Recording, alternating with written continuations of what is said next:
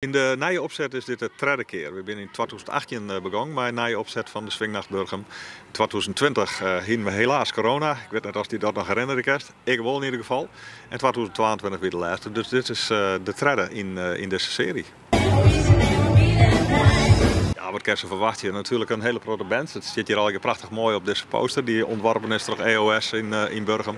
Ja, een prachtig mooie band van alles en nog wat. Wil je de blues ha? Ga dan naar de Mudbirds. Wil je de rockabilly ha? Ga naar de Hillbilly Haystacks. En wil je een prachtig mooie goede band zien? Ga dan naar Black Velvet bijvoorbeeld. Maar al die andere bands zijn lekker goed. Het werkt als volgt. Het is gratis toegankelijk voor iedereen. En dan zullen ze zeggen, hoe kan dat nou? Hè? Want het kost toch een soort geld. Ja, het kost een soort geld, maar we verkopen munten.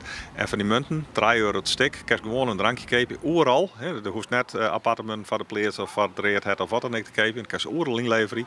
En een lidspad van die muntjes, die ben van de organisatie. En daar kunnen we dit prachtige feestje van organiseren.